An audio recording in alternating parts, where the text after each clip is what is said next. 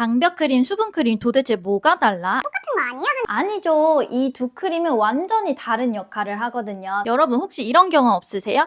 분명히 밤에 크림을 듬뿍 바르고 잤는데 아침에 일어나니까 오히려 얼굴이 더 당기고 푸석푸석한 느낌이 드는 거 있죠? 이것만 알아도 우리 효과 200% 뽑아낼 수 있어요. 자, 먼저 수분 크림. 말 그대로 수분을 가져다주는 크림이에요. 우리가 목마를 때 물 마시면 갈증이 해소되죠. 그거랑 똑같아요. 목이 마르니까 물을 주고 우리 피부도 수분이 필요하니까 수분을 주는 용도. 보통 히알루론산, 판테놀 같은 성분이 있어서 공기 중에 수분을 꽉 끌어당겨요. 쉽게 말해서 공기 중에 있는 수분을 끌어당겨서 피부 속에 있는 스펀지에 꽉 담아두는 역할을 해요. 그래서 제형도 굉장히 가볍고 산뜻한 젤 타입이 많아요. 근데 문제는 우리가 아무리 수분을 머금고 있어도 피부 장벽이 약해져 있으면 그 수분이 쉽게 날아가 버려요. 그래서 이때 필요한 게 바로 장벽 크림인데요. 장벽 크림은 피부 자체를 건강하게 회복시킨다는 거랑 똑같아요. 장벽을 회복시킨다. 보통 피부 장벽이 무너졌을 때 많이 찾는데 피부 장벽이 무너졌다라는 거는 결국 피부 유수분 밸런스가 깨졌다는 거예요. 예를 들어서 좁쌀여드름이 너무 많이 난다거나 따갑고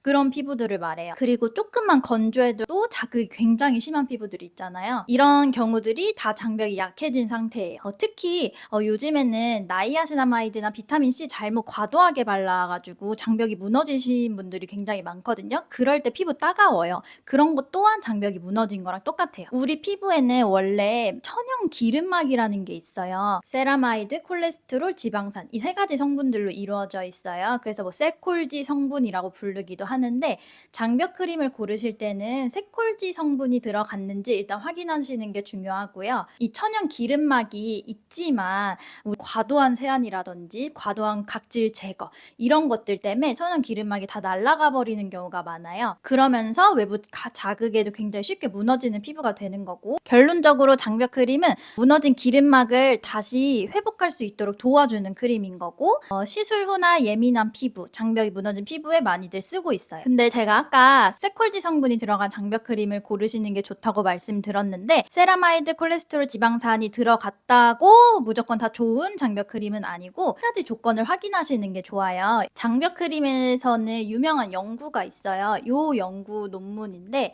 피부 장벽을 가장 빠르게 회복시키는 비율은 뭘까를 찾기 위한 연구예요. 그래서 첫 번째로 중요한 건 비율이에요. 3대 1대 1.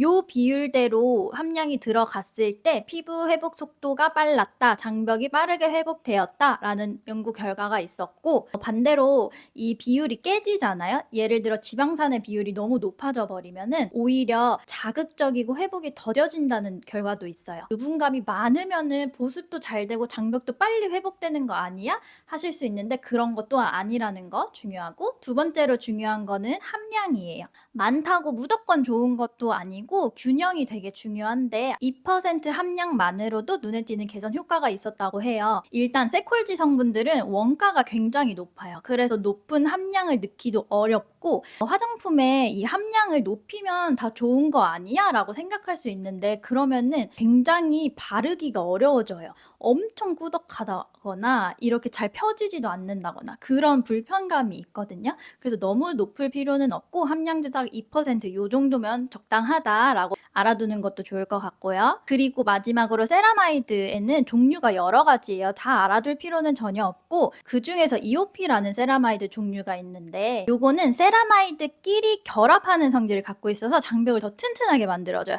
그래서 성분표를 혹시 보실 수 있다면은 세라마이드 EOP라는 성분표가 보인다. 혹시 상세 페이지에 그런 게 있다. 그러면은 한 번쯤 눈여겨보면 좋은 장벽 크림이라고 제가 추천을 드릴게요. 일단 피부 장벽이 무너지면은 너무 괴롭거든요. 저도 주사 피부염을 겪어봤기 때문에 잘 아는데 뭘 발라도 따갑고 건조하고 외부에서 안으로 들어오면 막 피부가 빨개지고 너무 괴로워요. 그때 많이들 찾으시는 게 이제 장벽 크림이랑 재생 크림. 특히 장벽 크림을 많이들 찾으시는데요. 근데 진짜 근본적으로 피부가 나아지려면은 피부 재생력을 높여줘야 돼요. 우리가 어쩔 수 없이 나이가 들면서 그리고 또 외부의 다양한 자극으로 인해서 피부 재생력이 굉장히 점점점 떨어지기 시작을 해요. 이 상태에서는 아무리 좋은 장벽 크림, 뭐 수분 크림 이런 걸 발라도 그 효과가 오래 가지 않고 금방 되돌아오기 쉽거든요. 그래서 특히 주사 피부염 겪는 분들이 피부 장벽 때문에 굉장히 오랜 시간 동안 고생하시는 분들이 많아요. 그리고 요즘은 시술이나 레이저를 굉장히 많이 받잖아요. 그렇게 됐을 때 피부 재생을 제대로 하지 못하게 되면은